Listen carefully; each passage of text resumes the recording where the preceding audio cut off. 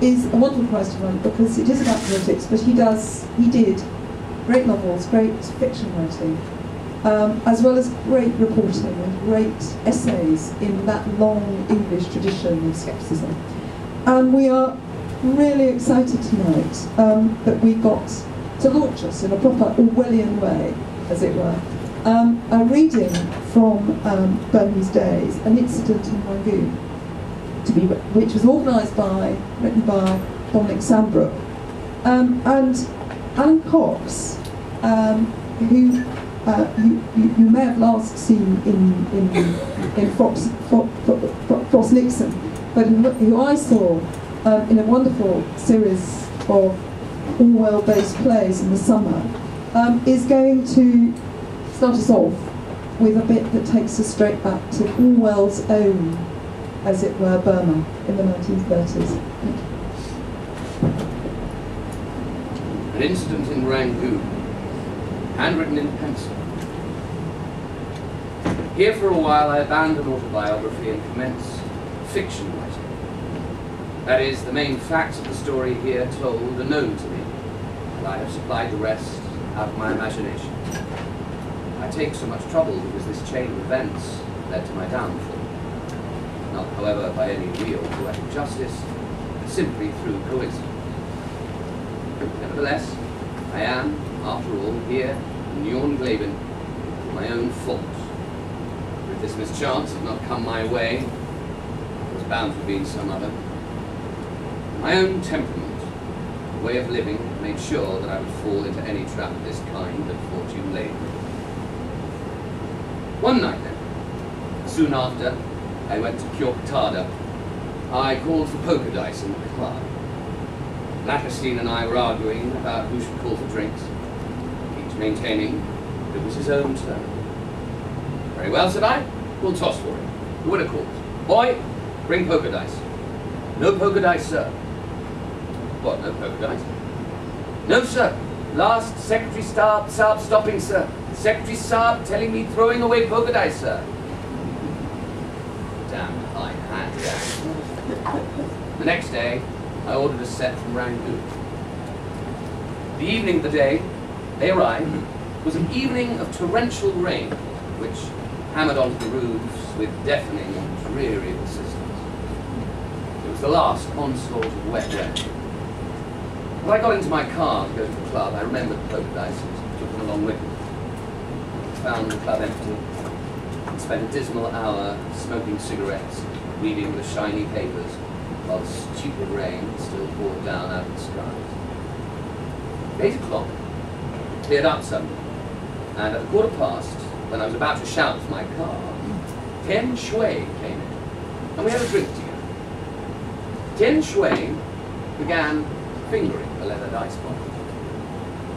What is this for, please, Mr. Floyd?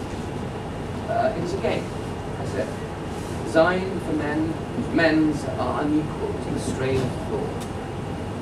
How do you play it? I explained the game. And Tian Shui began to tell me of how much he had wanted to go to the races in Rangoon on Saturday, and how much he feared that his father would never give him the money. Besides, his father was going to Rangoon himself tomorrow. This was Wednesday. Life altogether was difficult for the gay sons of pious fathers. Then he produced all the money he had in the world, which was 5 rupees, and we began to throw the dice at a rupee a throw. I had no money on me, but I played with matches, and in the end sent Koshla home in the car for money. Tian Shui's luck was astounding. He threw 5 aces more than a dozen times. When he had won 35 rupees off me, I threw him double or quits, and he won again. After this, we both went home. How much I wish I could tell this as the tale of a young man's ruin, and how I, the tempter, sowed the fatal passion in his breast, and thereby reaped the bitter crop of my own undoing. It is much more satisfying to trace one's fate to a single sin, rather than to weakness and native idiocy. But a man's acts are not thus significant and separable. though in outward seeming they make up the history of his life, they are in truth only the byproducts of the greater life which goes on in his mind and spirit.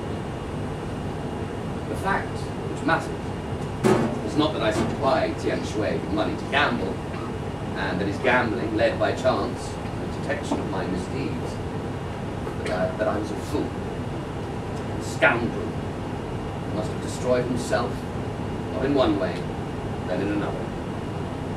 Besides, I never taught Tian Shui to gamble. Like most Mongolians, he did not need teaching.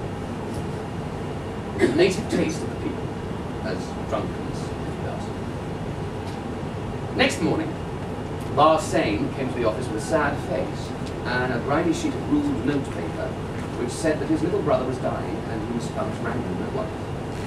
So I asked him about the little brother, and Bar Sane told me he was a boy of rare promise, but a few years back he had shown the signs of consumption, and they had sent him to the Shan states in hopes of curing him.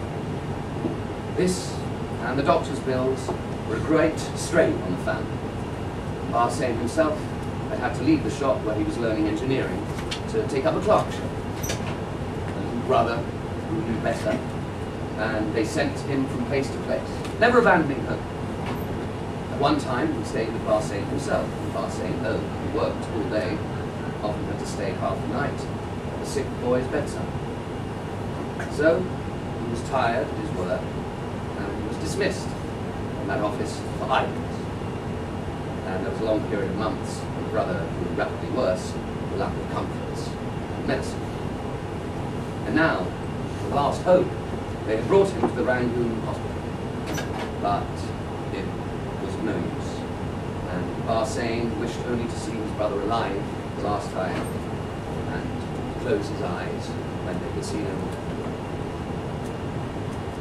I knew all this was a lie from the start. But I thought how sad it would have been if true. And how painful it must be to confine one's sorrows between a Friday and a Monday, and then come back to the brisk and banal tasks of an office. I was touched by the quiet stoicism with which Bar Sane faced his quite imaginary misfortunes. And I gave him 2 days leave and 30 rupees advance from his pay. So, when Bar Sane and Tian Shui set out for Rangoon on Friday, they had about 100 rupees between them. And as they travelled as deck passengers, nearly all this was left them to bed. They had gone to Rangoon on Saturday morning and at once went along to the house of Bar Sane's uncle, where they were going to stay.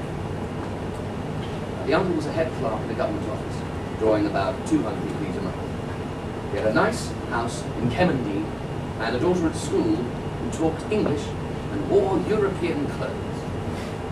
Morning after morning, he ate his breakfast at 8:30, twisted up his long hair under a pink silk gongbang, and ran for the tram with a black cheroot in his mouth. On Sundays, he took his wife and daughter to the zoo, or the park, and sometimes a football match on Saturdays. On public holidays, he went to the pagoda to pray and watch the pews. He was a man of exemplary character, but like many elderly Burmans, he liked to believe that he had been a yukmiki, a bold blade in his youth, and had led a terrible life of gambling and women. When the two men arrived and said they were going to the races, he told them of how he had once won 2,000 rupees and spent it all in a fortnight. And he hurried away to the office